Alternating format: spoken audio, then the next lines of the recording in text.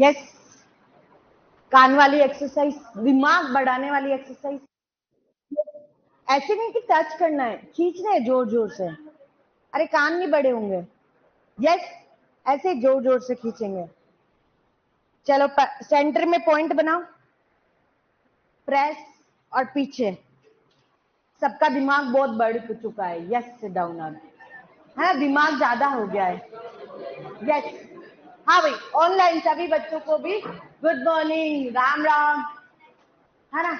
सिद्धांत का सादर प्रणाम। Yes, good morning, good morning. Yes, स्वीकार किया गिरधार सैनी, गिरधर सैनी। यस, प्रणाम स्वीकार है। चलो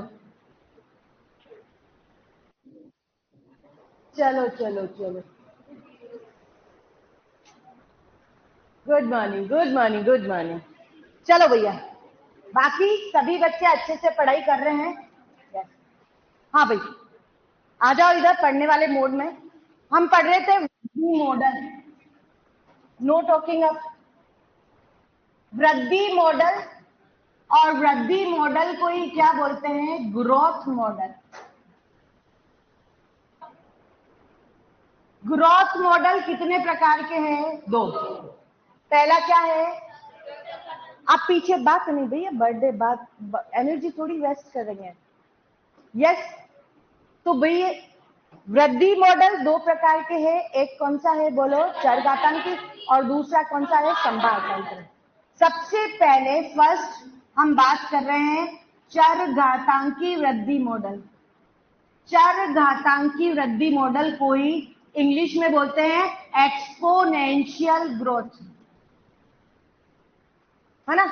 चरघातांकी को ही क्या कहा जाता है? एक्सपोनेंशियल। चरघातांकी वृद्धि मॉडल, और दूसरा है संभार तंत्र, और उसी को बोलते हैं लॉजिस्टिक। फर्स्ट हम पहला वाला डिस्कस कर रहे हैं कि चरघातांकी वृद्धि मॉडल होता क्या है। चरघातांकी वृद्धि ये बोलती है कि अगर प्रकृति ये बोले कि मेरे पास रहने के लिए बहुत सारी जगह है और मेरे पास खाने के लिए बहुत कुछ है, तो तुम जनन करके अपनी जनसंख्या बढ़ाओ बढ़ाओ बढ़ाओ बढ़ाओ बढ़ाओ, अनलिमिटेड ग्रोथ करो, अनलिमिटेड वृद्धि करो।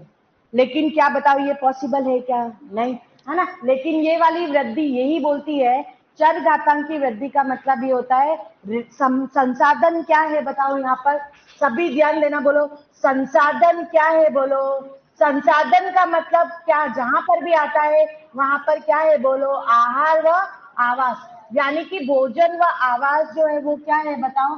असीमित है। प्रकृति में संसाधन असीमित है, तो जो वृद्धि होगी वो भी क्या होगी बताओ? असीमित होगी। वृद्धि असीमित होगी, और प्रकृति जिसको स्वीकार करेगी वो रहेगा, प्रकृति ने जिसको रिजेक्ट कर दिया वो गायब हो जाएगा। इसका मतलब यह डार्विन के प्राकृतिक वर्ण के सिद्धांत पर कार्य करता है। डार्विन एक वैज्ञानिक था, और डार्विन ने बोला नेचर जिसको सेलेक्ट करेगी वो ही रहेगा, रिजेक्ट कर दिया तो वो गायब हो जाएगा। तो उसको कहते हैं प्राकृतिक वर्ण का सिद्धांत। बोलो क्या कहते हैं?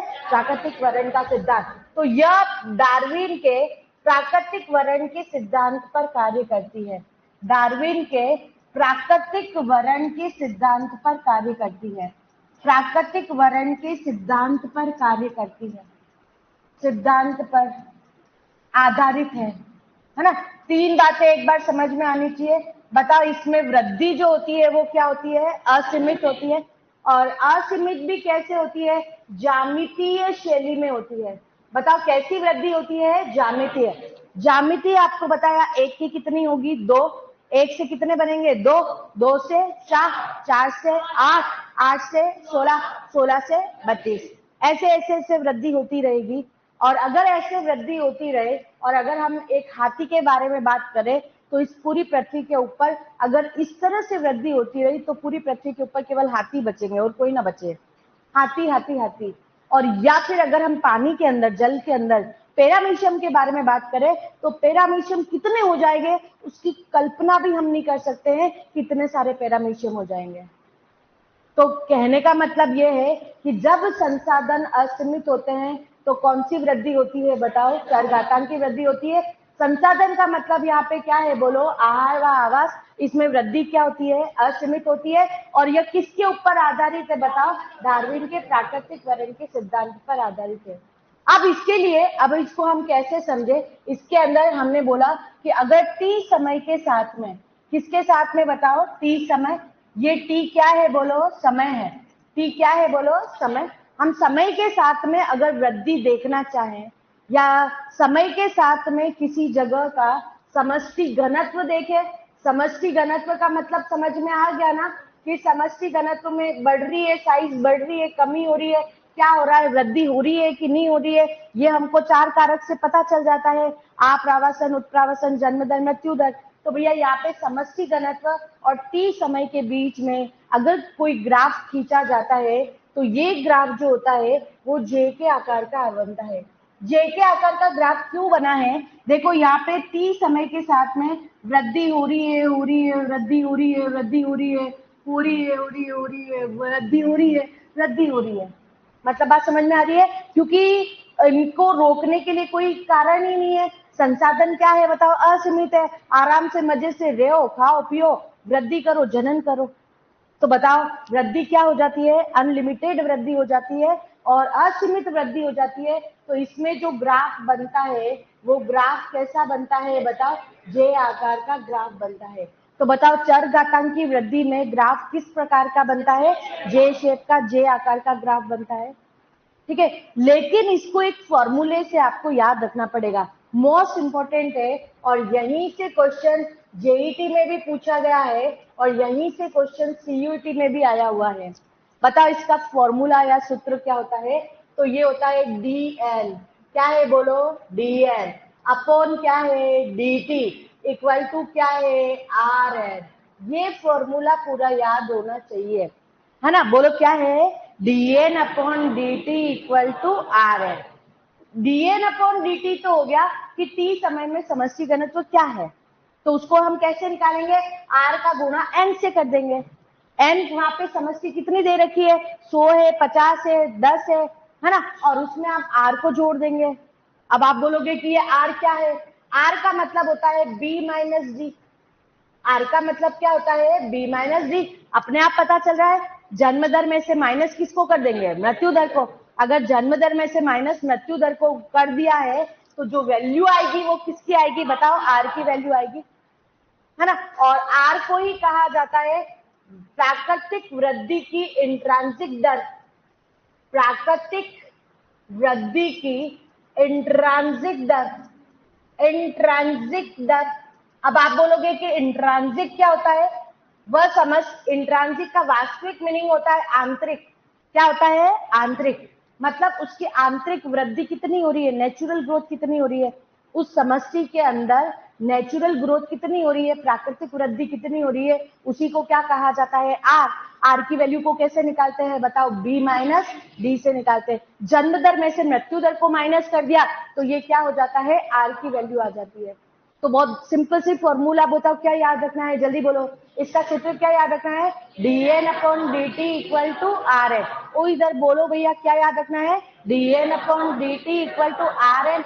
आर क्या है बोलो, b माइनस डी, जन्म दर माइनस मृत्यु दर, और आर को ही क्या कहते हैं, प्राकृतिक वृद्धि की इंट्रांसिक दर, है ना। उस समष्टि के अंदर प्राकृतिक वृद्धि, नेचुरल ग्रोथ कितनी हो रही है, वही क्या कहलाती है, आर कहलाती है। अब आर को देख करके हम पता लगा सकते हैं कि वहां पे समष्टि में वृद्धि हो रही है कि कमी हो रही है। आर को देख करके कहीं पर जन्म दर ज्यादा है, मृत्यु दर कम है, तो वहां पे क्या होगी, वृद्धि। और मृत्यु दर ज्यादा है और जन्म दर कम है तो वहां पे क्या होगी, कमी। तो आर को देख करके क्या किसी समष्टि की वृद्धि का पता लगाया जा सकता है कि नहीं लगाया जा सकता है, आराम से लगाया जा सकता है। तो कुछ इकोलॉजिस्ट ने आर की वैल्यू निकाली है, वो हमको खाली रट्टा लगा के याद करनी है। आर की वैल्यू निकाली है उन्होंने और उसको रट्टा लगा के याद करनी है। पहली आर की वैल्यू क्या है, आर की कुछ वैल्यू निकाली है और आर की वो वैल्यू क्या है, तो ध्यान देना, आर की वैल्यू सबसे पहले उन्होंने निकाली नॉर्वे के चूहे की। बताओ किसकी निकाली, बताओ, नॉर्वे के चूहे। अरे क्या जरूरत थी नॉर्वे जाने की, वहीं पे नहीं, भारत के चूहों की निकाल देते तो आर तो जबरदस्त आ जाता, चूहों की भी आर की वैल्यू बहुत ज्यादा आ जाती, है ना। लेकिन यहाँ पे किसकी निकाली है बताओ, नॉर्वे के चूहे की वैल्यू निकाली, आर बराबर वहां पर था 0.01, नहीं देखना 0.015, हाँ 0.015, यस आर की वैल्यू क्या निकाली बताओ 0.015, याद रखनी है, रट्टे लगा के याद रखनी है। दूसरा, आटे में ब्रिंग, ब्रिंग जानते हो, आटे में ब्रिंग बीटर्स हो जाते हैं, जिसको काले काले कलर के छोटे छोटे, जिसको आप धनेरिया बोलते हो, गुन बोलते हो, पता नहीं क्या बोलते हो, यस आटे के अंदर, गेहूं के अंदर हो जाते हैं, देखे होंगे। तो आटे में ब्रिंग की आर की जो वैल्यू थी वो निकाली, वो थी 0.12, बताओ क्या निकाली 0.12।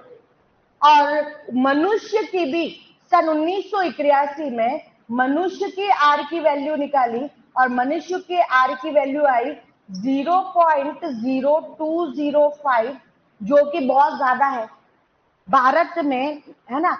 1981 में आर की वैल्यू निकाली और उसकी गणना करी, और वो आर कितना आया बताओ 0.205, जो कि बहुत ज्यादा है आर की वैल्यू। अगर अभी की गणना करें तो ये वैल्यू और क्या हो चुकी है बताओ, बढ़ चुकी है। यानी कि किसी भी जगह की आर की वैल्यू को देख करके उसका हम बता सकते हैं कि उस समष्टि के अंदर वृद्धि हो रही है कि नहीं हो रही है। पर आपको कैलकुलेशन करके कोई आर की वैल्यू निकालनी नहीं है, सिर्फ रट्टा लगा के आर की वैल्यू याद करनी है। बताओ नॉर्वे के चूहे के आर क्या होता है 0.015, आटे में ब्रिंग का आर क्या होता है 0.12, मनुष्य में आर का मान क्या होता है 0.205, ठीक है। उसके बाद इस ये जो dn/dt इक्वल टू rn है, इस सूत्र को, है ना, चर घातांकी वृद्धि के इस सूत्र को समाकलन समीकरण में लिखना है, इंटीग्रेटेड इक्वेशन में लिखना है। एनसीईआरटी में दे रखा है, चाहे आपको टफ लग रहा है तो भी अपन को याद तो करना ही पड़ेगा। अगर इस सूत्र को समाकलन समीकरण में लिखा जाए तो वो समीकरण सीधा सीधा याद करना है, कुछ भी नहीं करना है, सीधा सीधा याद करना है। समाकलन समीकरण, चर घातांकी वृद्धि का समाकलन समीकरण क्या है, तो उसका सूत्र याद करना है n t equal to n not e r t. बोलो क्या है, n t equal to n not e r t. ये पूरा फॉर्मूला, पूरा सूत्र याद करना है। बताओ बोलो क्या है, n t equal to n not e r t. बोलो क्या है, n t equal to n not e r t. बोलो क्या है, n t equal to n not e r t. अब ये पता होना चाहिए एन टी क्या है। एन टी है टी समय में समष्टि घनत्व, टी समय में समष्टि घनत्व। टी समय में समष्टि घनत्व का मतलब क्या है, टी समय में समष्टि घनत्व का मतलब ये है कि 1 साल के बाद, 2 साल के बाद, 3 साल के बाद, कितने समय के बाद में वहां पे समष्टि घनत्व हम देख रहे हैं, तो वो टी समय के बाद में समष्टि घनत्व है। एन नॉट यहाँ पर क्या है, एन नॉट का मतलब यहाँ पे है शून्य समय में समष्टि घनत्व, शून्य समय में समष्टि घनत्व। यानी कि जब हमने देखना शुरू किया था, जैसे आज देखा, आज इस क्लास में समष्टि की संख्या है 150, तो 150 तो 0 समय में समष्टि घनत्व कितना हो गया 150। अब हम कितने साल बाद देख रहे हैं, 1 साल बाद, तो 1 साल बाद कितना बड़ा है वो आ जाएगा। 1 साल के बाद 150 की बजाय 160 आ गया, तब हम लिखेंगे ये 160 है, और यहाँ पर क्या है बोलो 150 है। तो शून्य समय में समष्टि घनत्व और टी समय में क्या है बताओ समष्टि घनत्व। उसके बाद आर आपको पता है प्राकृतिक वृद्धि की इंट्रांसिक दर, टी आपको पता है समय, ई की वैल्यू आपको नहीं पता है, ई है प्राकृतिक लघु गणक का आधार, प्राकृतिक लघु गणक का आधार। लघु गणक का आधार आपने लॉग स्केल या मैथ्स पढ़ी होगी, तब लॉगरिथम्स पढ़े होंगे, और नहीं भी पढ़े हैं तो कोई बात नहीं है, खाली एक ही वैल्यू है जिसको याद करनी है। ये ई का मान क्या होता है, ई का मान आपकी गर्लफ्रेंड का फोन नंबर है और आपके बॉयफ्रेंड के फोन नंबर है, जीएफ और बीएफ के फोन नंबर है, इसको रट्टा लगा के याद करना है। क्या है बोलो 2.71828। बोलो क्या नंबर है बोलो 2.71828। है ना, फोन पे डायल करेंगे ना 271828, तो उधर से आएगा हेलो डार्लिंग कैसे हो? तो भैया सभी ध्यान देना, नंबर बोलो क्या है, बोलो 2.71828, बोलो क्या है 2.71828, जल्दी बोलो क्या है 2.71828, जल्दी बोलो क्या है 2.71828। बस सिंपल सी बात है, इतना सा ही तो आपको याद करना है। चर घातांक की वृद्धि, देखो हम कौन सा वृद्धि मॉडल पढ़ रहे हैं, चर घातांक की, आधा क्लास में याद होना चाहिए अभी। बताओ कौन सा वृद्धि मॉडल है, चर घातांक। संसाधन यहाँ पे क्या है, बोलो असीमित, संसाधन असीमित है तो बताओ वृद्धि भी क्या होती है, असीमित होती है, अनलिमिटेड वृद्धि होती है। क्यों, और वृद्धि किस शैली में होती है, ज्यामितीय शैली। ज्यामितीय शैली मतलब समझ में आ गया, एक का कितना है, दो, दो का चार, चार का आठ, इस शैली में वृद्धि होती है। अच्छा, यह किसके सिद्धांत पे आधारित है, बताओ, डार्विन के प्राकृतिक वर्ण के सिद्धांत पे। डार्विन ने बोला प्रकृति जिसको स्वीकार करेगी वो जीवित रहेगा, जिसको रिजेक्ट कर दिया वो गायब हो जाएगा। और अगर इस शैली में वृद्धि होती है तो टी समय और समष्टि घनत्व के बीच में ग्राफ खींचा जाता है। तो बताओ ये ग्राफ क्या होता है, बताओ किस शेप का बनता है, जे आकार का। बताओ ग्राफ कैसा बनता है, जे आकार का। यहां से भी क्वेश्चन जेईटी में पूछा गया है, चर घातांकी में वृद्धि कैसा होती है, जे आकार का ग्राफ बनता है। ठीक है, फॉर्मूला बोलो क्या है, dn upon dt equal to r है। आवाज नहीं आ रही है, बोलो क्या है, dn अपॉन dt आर क्या है, बी माइनस डी। आर क्या है, प्राकृतिक वृद्धि की इंट्रांसिक दर। नार्वे के चूहों का आर क्या है, 0.015।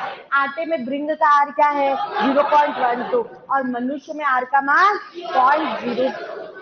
प्लस, अच्छा इसका समाकलन समीकरण बोलो क्या है, n2 equal to n not t r t. N t क्या है, टी समय में समष्टि घनत्व, एन नोट क्या है, शून्य समय में समष्टि घनत्व, ई क्या है, प्राकृतिक लघु घनक का आधा, और नंबर क्या है बोलो 2.71828। मेरे ख्याल से ये नंबर याद हो गए होंगे, क्योंकि बोला है ना जीएफ बीएफ के नंबर है, इसलिए तुरंत याद हो जाते हैं। बताओ डायल क्या करना है, 2.71828। यस, चलो वेरी गुड, लिख लो इसको। यस,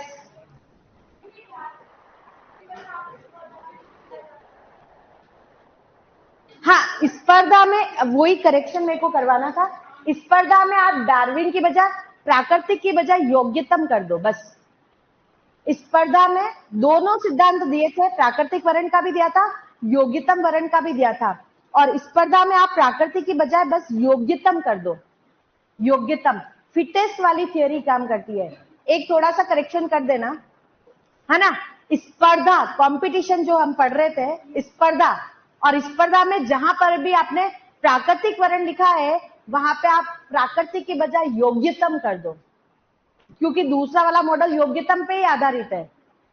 ठीक है, तो वो योग्यतम कर देना, प्राकृतिक की बजाय योग्यतम। स्पर्धा में स्टार्टिंग में लिखा होगा, स्टार्टिंग की लाइन है ना, तो प्राकृतिक की बजाय योग्यतम कर देना। क्वेश्चन कैसे आएंगे, बिल्कुल बच्चों अभी क्वेश्चन भी करवाती हूँ, बिल्कुल अभी क्वेश्चन करवा रही हूँ, इससे रिलेटेड क्वेश्चन भी लिखवाती हूँ।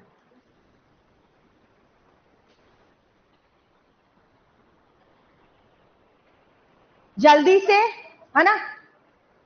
Oh yes, girls girls.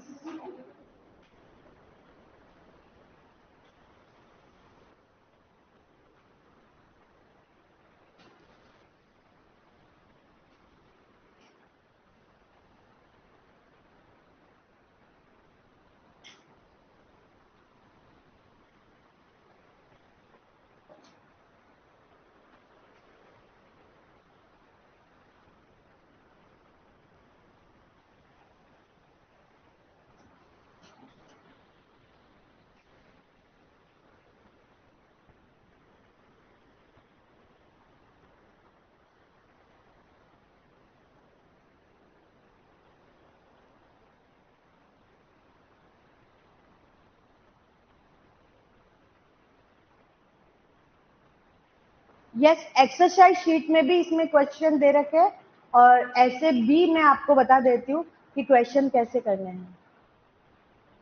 अभी मैं क्वेश्चन करवाती हूँ।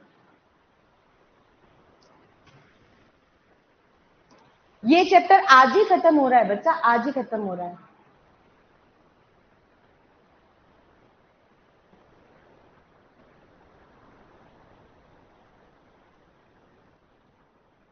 एनसीईआरटी है क्या किसी के पास?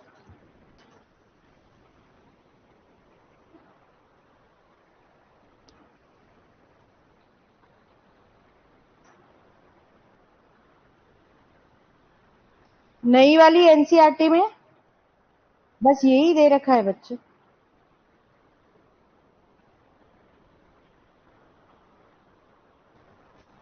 0.15 नहीं होता है बच्चा, 0.015 ही होता है।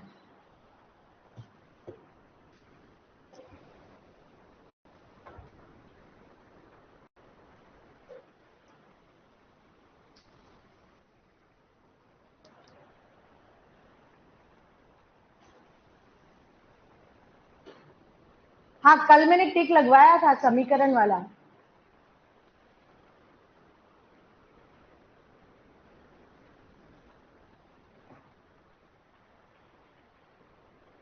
शॉर्ट नोट्स कैसे बनाते हैं बेटा, आप आ जाओ यहाँ पे समझा देती हूँ। चलो, यस, लिख लिया सभी ने? किसी का बाकी? चलो, ये लिखो।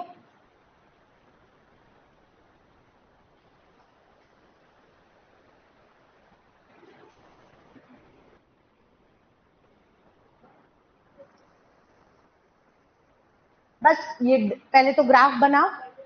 नहीं नहीं, वापस बनाओ। अच्छा, और नहीं बनाना है तो कोई बात नहीं, डायरेक्ट सूत्र लिख दो। सूत्र यहाँ से ये लिखना शुरू कर दो, ये पूरा। अगर ग्राफ, वैसे तो वापस एक लाइन खींच के बस ऐसे तो करना है, 1 सेकेंड में बनता है। वापस बना लो, क्योंकि उसी के सामने रहेगा तो सही रहेगा। ग्राफ जो बनेगा, ध्यान देना, कुछ बच्चे कहीं से भी कैसे भी बना रहे, ऐसे भी बना रहे, ऐसे नहीं बनाना बच्चा। ये ग्राफ ये शेप का ग्राफ बनता है, वृद्धि हो रही है, हो रही है, हो रही है, हो रही है, हो रही है, हो रही है। देखो ऐसे ऐसे बनेगा, पूरा ऊपर जाएगा सीधा।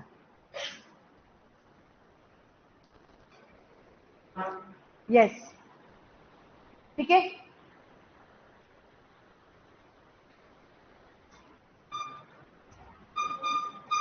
यस, बायोलॉजी कितना परसेंट हो गई?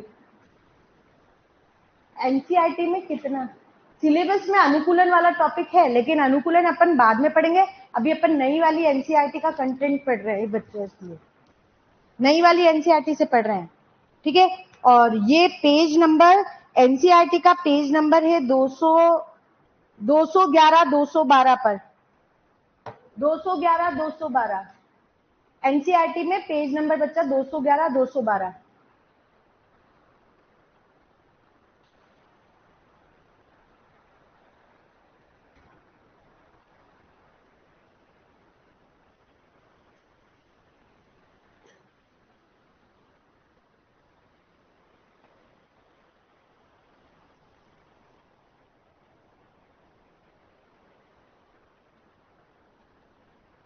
यस, एनसीईआरटी के अंदर है ना, नई वाली एनसीईआरटी जो है उसमें चैप्टर नंबर जो है 11 है। नई वाली एनसीईआरटी में ये चैप्टर नंबर 11 है। जिसके पास पुरानी एनसीईआरटी है, चैप्टर नंबर 13 है। और नई वाली एनसीईआरटी के अंदर पेज नंबर जो है वो है 200, 211, 212। पेज के पत्ते पलटोगे तो वैसे ही पता चल जाएगा बच्चों।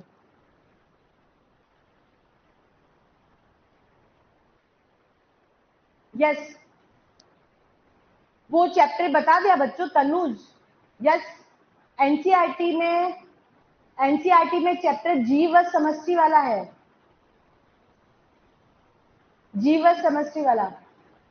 कनिका, क्वेश्चन जो नहीं हो रहे, नहीं समझ में आ रहे ना, वो आप उसमें डाउट क्लास में डाल दो। यस, कंप्लीटेड लिख लिया सभी ने?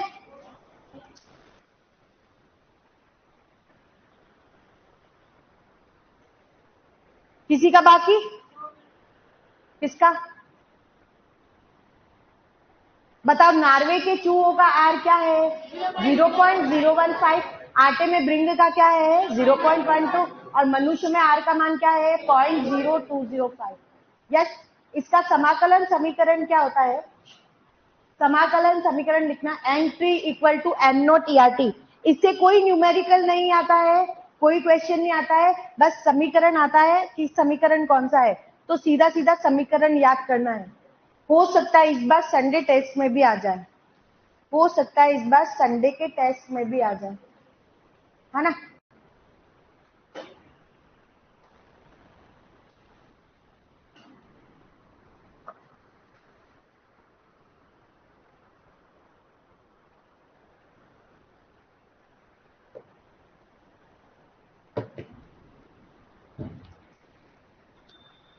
यहाँ पे ये इसको थोड़ा ध्यान देना, ये यहाँ पे लिखा जाता है ना, एन नोट, अपने यहाँ नहीं, n not, n not ERT, N0 ERT, n not ERT, उससे कोई फर्क नहीं पड़ेगा। एन नॉट ERT कहीं पर भी लिखो, कोई फर्क नहीं। N0 ERT मतलब शून्य समय में समष्टि घनत्व। N0 ERT शून्य समय में समष्टि घनत्व।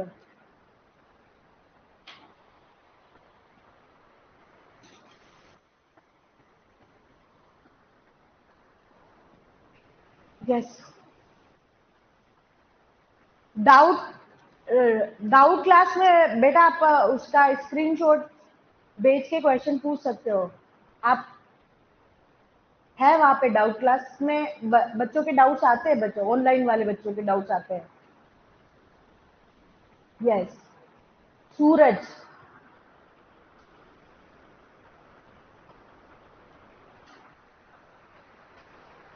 पुरानी बुक्स नहीं मिल रही है, कोई दिक्कत नहीं है, नहीं मिल रही है तो नई वाली ले ले, है ना। और पुरानी वाली एनसीईआरटी तो लाना बिल्कुल जरूरी है, एनसीईआरटी लाना बिल्कुल जरूरी है, क्योंकि नई वाली जो बुक है वो ले ले और बाकी पुरानी वाली पे अपन यहाँ पे जो पढ़ रहे वो पढ़ ले, कोई दिक्कत नहीं है। अपन ने लगभग लगभग पूरी एनसीईआरटी कवर कर रहे हैं, लगभग लगभग, लेकिन बस केवल उसकी लैंग्वेज पढ़ने के लिए मैंने बोला है कि एनसीईआरटी पढ़ो, ज्यादा डीप में भी नहीं जाना एनसीईआरटी। अभी आपको लाइन टू लाइन एनसीईआरटी नहीं रट्टे लगाने लगनी है, अभी जो जो पढ़ रहे हैं बस उसको समझना है। ओ गर्ल, चश्मे वाली गर्ल, चले आगे, चलो अब नेक्स्ट एक मॉडल और पढ़ लेते हैं, उसके बाद मैं क्वेश्चन कराती हूँ कि इससे क्वेश्चन कैसे आते हैं। दूसरा मॉडल है संभार तंत्र वृद्धि मॉडल या लॉजिस्टिक वृद्धि मॉडल। संभार तंत्र या लॉजिस्टिक वृद्धि मॉडल क्या बोलती है? नेचर बोलती है ये क्या बात है, तुम वृद्धि करते रहो करते रहो करते रहो करते रहो करते रहो, मेरे पास कोई इतनी रहने की जगह नहीं है। नेचर ने क्या बोला, प्रकृति ने क्या बोला, मेरे पास में इतना भोजन नहीं है, मेरे पास रहने के लिए इतना आवास नहीं है, तुम तो वृद्धि करते रहोगे करते रहोगे करते रहोगे। ये असंभव बात है, ऐसा हो ही ना सकता है, इसलिए मैं एक लिमिट लगा देती हूँ। ये तो वही वाली बात हो गई ना, आपने घर पे जाके मम्मी और पापा को बोलो कि मुझे आज 5 करोड़ रुपए दे दो, मम्मी आज 5 करोड़ रुपए दे दो। एक तो मर्सिडीज खरीदनी है और दूसरे छोटे मोटे काम है। मम्मी ने लगाया खींच के गाल पे एक चाटा और बोला ये मेरे पास में 2,000 रुपए हैं, तेरे ले जाने हैं तो ले जा और नहीं ले जाने हैं तो ये भी रख के चला जा। मम्मी ने बोला मेरी लिमिट इतनी है, मैं 2,000 दे सकती हूँ, तुम तो बोलो 5,000 दे दे, 5 करोड़ दे दे, 10 करोड़ दे दे, 100 करोड़ दे दे, कोई अंबानी थोड़ी ना है हम, इतने करोड़ कहाँ से दे दे भैया, हमारे पास में लिमिट है, इतनी लिमिट है, इससे ज्यादा नहीं दे सकते हैं, है ना। तो वैसे ही नेचर ने भी क्या करा है, एक लिमिट लगा दी है। नेचर ने भी, अभी मैं लिखूंगी इसको, लेकिन पहले यहाँ पे समझना, नेचर ने भी एक लिमिट लगा दी है। देखो, क्योंकि हमने ये ग्राफ खींचा था टी समय के बीच में, समय टी और समष्टि घनत्व के बीच में ग्राफ खींचेंगे कि वृद्धि हो रही है कि नहीं हो रही है।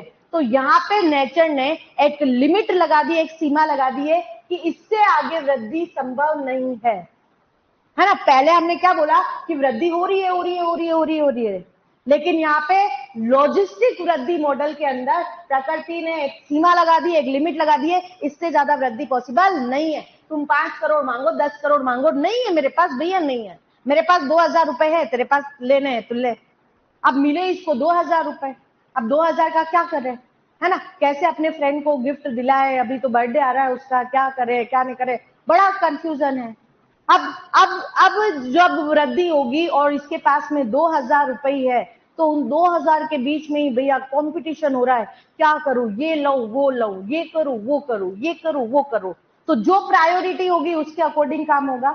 तो वैसे ही यहाँ पर समझ में आना चाहिए, इसने बोला कि यहीं तक वृद्धि हो सकती है और उसके बाद भी जीव जनन करके जनसंख्या तो बढ़ाते रह रहे बढ़ाते रह रहे बढ़ाते रहते। अब यहाँ पे काम करेगा डार्विन का योग्यतम वर्ण का सिद्धांत, जो योग्य है वो जीवित रहेगा, उसके आगे तो मैं जाने ही नहीं दूंगी, बस ये जो योग्य है वो जीवित रहेगा, यहीं तक जीवित रहेगा। तो यहाँ पे जो ग्राफ बनेगा, देखो पहले वृद्धि हो रही है, फिर एकदम से स्पीड से हुई, फिर वृद्धि थोड़ी कम हो गई और उसके बाद वृद्धि जो है वो क्या हो गई बताओ, कांस्टेंट हो गई, स्थिर हो गई। मतलब बात समझ में आ रही है, पहले समय के साथ में वृद्धि हो रही थी क्योंकि संसाधन और आवास क्या थे बताओ, मिल रहे थे, सबको मिल रहे थे, यहां तक वृद्धि हो रही है, वृद्धि यहाँ पे जनसंख्या बहुत बढ़ चुकी है, अब कंपटीशन होने शुरू हो चुके हैं, वृद्धि यहाँ पे क्या हो रही है बताओ, कम होना शुरू हो गई है, वृद्धि यहाँ पे कम होके यहाँ पे तो क्या हो गई है बताओ, स्थिर हो गई है। तो क्योंकि इसके आगे तो संभव ही नहीं है, पॉसिबल ही नहीं है, क्योंकि प्रकृति ने यहाँ पे एक लिमिट लगा दी है और इस लिमिट का नाम क्या है, के। क्या बोले, के, और के को ही कहते हैं पोषण क्षमता। क्या बोलते हैं, पोषण क्षमता। पोषण क्षमता से परे वृद्धि कभी भी संभव नहीं है। तो यहाँ पे जो ग्राफ बनता है, ये ग्राफ एस आकार का बनता है। बोलो कैसा आकार का बनता है, एस आकार का, और एस आकार के ग्राफ को बोलते हैं सिग्मोइड। बोलो क्या बोलते हैं, सिग्मोइड। यस, तो देखो दूसरा जो मॉडल है उस मॉडल को कहते हैं लॉजिस्टिक वृद्धि। बोलो क्या बोलते हैं, लॉजिस्टिक वृद्धि। ये इंग्लिश का नाम है लॉजिस्टिक वृद्धि, चलो हिंदी का नाम बोलो क्या है, संभार तंत्र वृद्धि। बोलो क्या नाम है, संभार तंत्र वृद्धि। संभार तंत्र वृद्धि को बताने वाले वैज्ञानिक दो थे, एक थे वीरूस, बोलो कौन थे, वीरूस, और एक थे पर्ल। कौन थे, पर्ल, इसलिए इसको वीरूस्ट पर्ल वृद्धि भी बोलते हैं। दो वैज्ञानिकों ने इसको एक्सप्लेन किया था, तीनों नाम एक ही है, ध्यान देना। क्वेश्चन ये भी आ सकता है, वीरूस्ट पर्ल वृद्धि का ग्राफ कैसा बनता है ना, एस के आकार का। संभार तंत्र का कैसा बनता है, एस आकार का। लॉजिस्टिक का कौन सा बनता है, एस आकार का। बताओ संभार तंत्र वृद्धि को ही क्या बोला जाता है, लॉजिस्टिक वृद्धि। जल्दी बोलो क्या बोला जाता है, लॉजिस्टिक वृद्धि। और वीरूस्ट पर्ल वृद्धि को भी क्या बोला जाता है, लॉजिस्टिक वृद्धि। वीरूस्ट पर्ल दो वैज्ञानिकों के नाम है, इन्होंने इसके बारे में बताया था, इसीलिए इसको क्या कहा जाता है, वीरूस्ट पर्ल वृद्धि। बोलो क्या कहा जाता है, वीरूस्ट पर्ल वृद्धि। बोलो क्या बोला जाता है, वीरूस्ट पर्ल वृद्धि। इसने क्या बोला, इसने बोला संसाधन जो है वो क्या है बताओ, सीमित है। ये कभी भी संभव नहीं है कि प्रकृति में संसाधन असीमित हो। प्रकृति में संसाधन असीमित नहीं हो सकते। ये वाला मॉडल क्या बोल रहा है, प्रकृति में संसाधन असीमित नहीं हो सकते, प्रकृति में संसाधन क्या है बताओ, सीमित है। और यहाँ पे मैं एक लिमिट लगा रही हूँ, उस लिमिट का नाम क्या है बोलो, के। और के को क्या बोला जाता है, पोषण क्षमता। पोषण क्षमता से आगे वृद्धि संभव नहीं है, तो भैया क्या करेंगे, वहां पे डार्विन का योग्यतम वर्ण का सिद्धांत काम करेगा। योग्यतम वर्ण, जो योग्य है वो जीवित रहेगा, जो योग्य नहीं है वो जीवित नहीं रहेगा। डायनासोर ने भी तो जनन करके अपनी आर वैल्यू बढ़ाई होगी, लेकिन डायनासोर योग्य नहीं थे, गायब हो गया। कभी प्रकृति को लगेगा, मनुष्य लगता है मेरे योग्य नहीं है, बहुत छेड़छाड़ कर रहा है, मेरा बहुत परेशान कर रहा है, रोज मुझे छेड़ता है ना, चलो भैया इसको तो क्या कर दिया, डिलीट का बटन दबा दिया जाए। और जिस दिन प्रकृति ने मनुष्य के ऊपर डिलीट का बटन दबा दिया तो भैया हम गायब हो जाएंगे। तो क्या हमको प्रकृति के साथ छेड़छाड़ करनी चाहिए क्या, नहीं। तो हम चाहते हैं कि अपनी आर वैल्यू बनी रहे, हम प्रकृति में बने हुए रहे। तो भैया प्लीज कृपया करके सभी वृक्षारोपण करना शुरू कर देना, प्रकृति को जैसी है वैसी की वैसी छोड़ के जाना, उसको बंजर बना के मत जाना। आप सबकी जिम्मेदारी है, युवा पीढ़ी की जिम्मेदारी, राइट। तो भैया सभी ध्यान देना, यहाँ पे विरुष्ट पर्ल वृद्धि जो होती है, इसमें जो ग्राफ बनता है वो तो एस आकार का बनता है, लेकिन इसका जो सूत्र होता है वो सूत्र आपको याद करना पड़ेगा। बताओ पहले वाले का सूत्र क्या था, जल्दी बोलो। dn/dt इक्वल टू आर है, तो आधा सूत्र तो वही है, dn/dt equal to are N, लेकिन क्योंकि यहाँ पे क्या है, के भी है, तो भैया ये के की वैल्यू भी तो लिखनी पड़ेगी, k माइनस एन अपॉन के, बस इसमें ये और जोड़ना है। बताओ सूत्र क्या हो गया, बताओ जल्दी बोलो। dn/dt equal to are n k minus n upon k, very simple. और ये हो गया संभार तंत्र और लॉजिस्टिक वृद्धि मॉडल, तुरंत लिख ले एक बार इसको। इसमें संसाधन क्या होते हैं बताओ, सीमित होते हैं, संसाधन सीमित होते हैं, किसी भी प्रकृति के पास में इतने अनलिमिटेड संसाधन नहीं हो सकते हैं, संसाधन सीमित होते हैं। यहाँ पर संसाधन सीमित होते हैं। यह डार्विन के योग्यतम वर्ण के सिद्धांत पर कार्य करता है, योग्यतम वर्ण के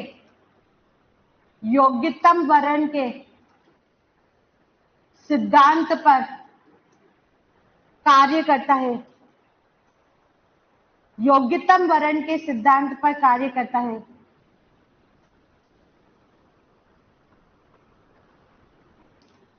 और यहाँ पे जो के है, और के को क्या कहा जाता है, पोषण क्षमता। पोषण क्षमता से परे इंग्लिश में इसको बोलते हैं कैरिंग कैपेसिटी, कैरिंग कैपेसिटी। हालांकि स्पेलिंग तो सी से शुरू होती है, लेकिन इसको सिंबल क्या होता है, के होता है, कैरिंग कैपेसिटी या पोषण क्षमता, ठीक है। और उसके अलावा यहाँ पर ध्यान देना, अधिक यथार्थपूर्ण मॉडल कौन है, अधिक रियलिस्टिक वाली बात कौन करता है, संभार तंत्र। यह अधिक यथार्थपूर्ण है।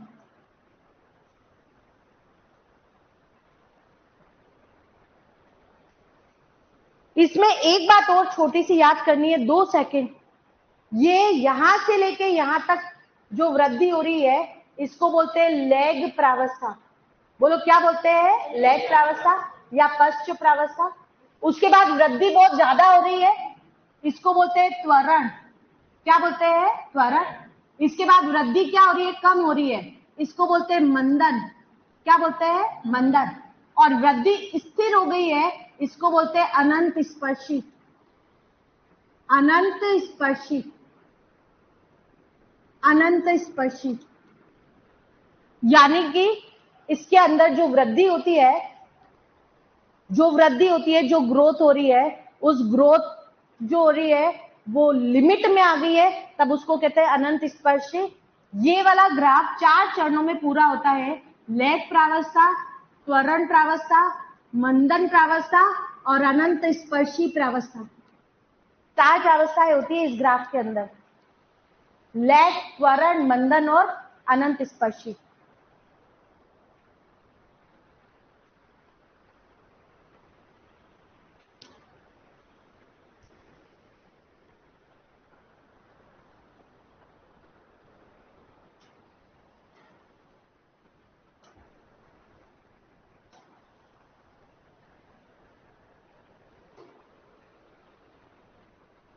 संडे को टेस्ट में मैंने इससे रिलेटेड क्वेश्चंस दिए हैं, चर घातांकी और दोनों से।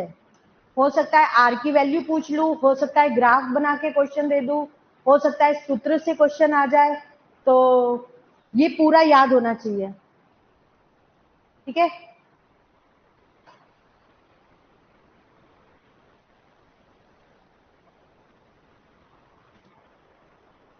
एनसीईआरटी कौन सी, बायोलॉजी की बुक है बेटा, 12वीं कक्षा की एनसीईआरटी।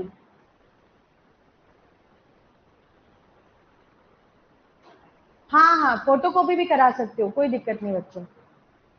यस,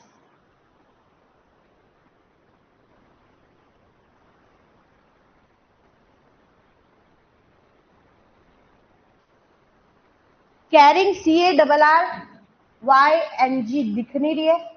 के है कैरिंग कैपेसिटी, के को क्या कहा जाता है? कैरिंग कैपेसिटी, यहां लिख रही हूं ना। के है carrying capacity, CARRYING, carrying capacity. Carrying capacity को ही कहा जाता है पोषण क्षमता। के पोषण क्षमता भी है, पोषण क्षमता की स्पेलिंग यहाँ पे लिखी है कैरिंग कैपेसिटी। कैरिंग कैपेसिटी को ही कहते हैं पोषण क्षमता। कैरिंग कैपेसिटी को ही क्या कहा जाता है? पोषण क्षमता। संसाधन सीमित होते हैं, यह डार्विन के योग्यतम वर्ण के सिद्धांत पे कार्य करता है। और तीसरा के यहाँ पे दे रखा है ना कि ये के लिमिट लगा दी है, इस के की वैल्यू होती है पोषण क्षमता। के की वैल्यू है, के को क्या कहा जाता है? पोषण क्षमता। सिग्मोइड एस आकार का जो भी ग्राफ बनता है उसको सिग्मोइड बोलते हैं। सिग्मोइड ग्राफ किसके अंदर बनता है? तो लॉजिस्टिक में एस आकार का ग्राफ बनता है और एस आकार के ग्राफ को ही क्या कहा जाता है? सिग्मोइड। तो सिग्मोइड या एस आकार का ग्राफ बनता है। एस का मतलब ही क्या होता है बताओ? सिग्मोइड। एस आकार का ग्राफ मतलब सिग्मोइड, कहीं पर भी पढ़ोगे एस का मतलब सिग्मोइड ग्राफ। यस, सभी ध्यान देना। लिख लिया सभी ने? ओहो,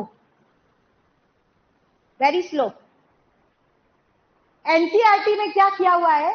दोनों ग्राफ को मर्ज करके एक ही ग्राफ बना रखा है, जे वाला एस वाला। लॉजिस्टिक और चर घातांकी दोनों ग्राफ एक साथ बना रखे हैं। आपको समझ में आना चाहिए कि कौन सा वाला कौन सा ग्राफ है। दोनों ग्राफ साथ में बना रखे हैं।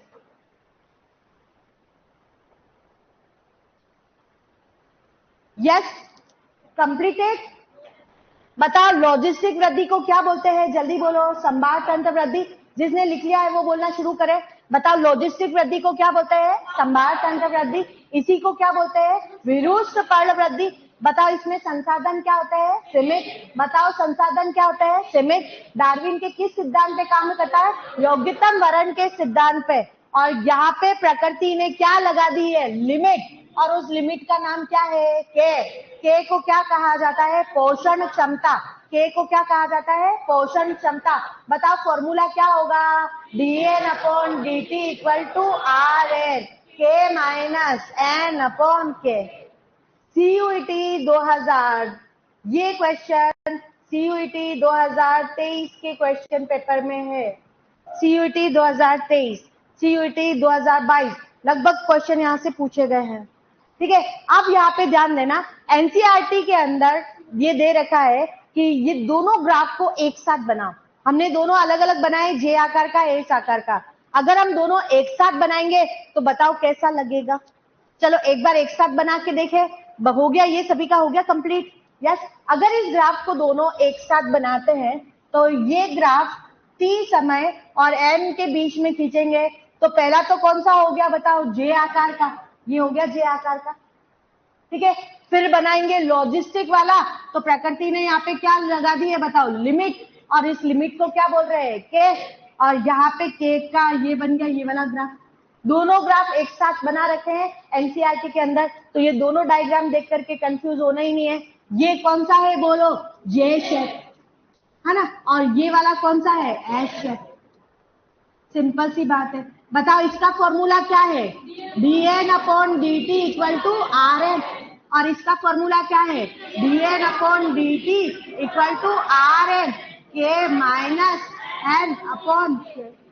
वेरी सिंपल है ना। और ये दोनों ही ग्राफ एनसीईआरटी के अंदर साथ में दे रखे हैं, तो आपको साथ में भी इसको बना लेना है। अब यहाँ से जो क्वेश्चन पूछा जाएगा, एक क्वेश्चन यहाँ पे, इसका आंसर दे देना।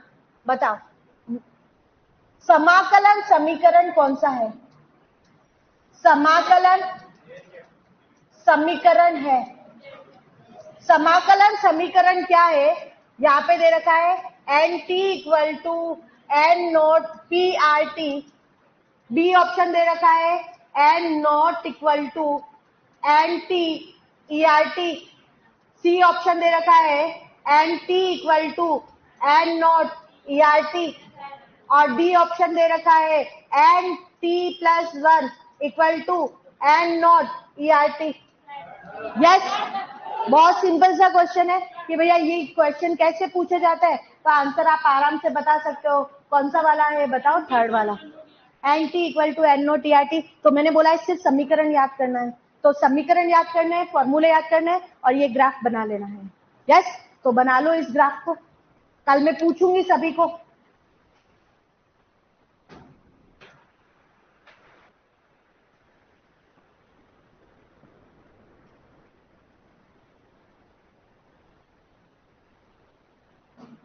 ये चैप्टर खत्म हो गया, लास्ट का एक छोटा सा 2 मिनट का पॉइंट ही बाकी है ना अपना, और उसको कल करके नया चैप्टर इकोसिस्टम शुरू करेंगे इसी में। अच्छा, एनसीईआरटी पढ़ रहे हो? यस, सी बच्चों, सी आंसर, बिल्कुल सही बच्चों, सी आंसर, वेरी गुड।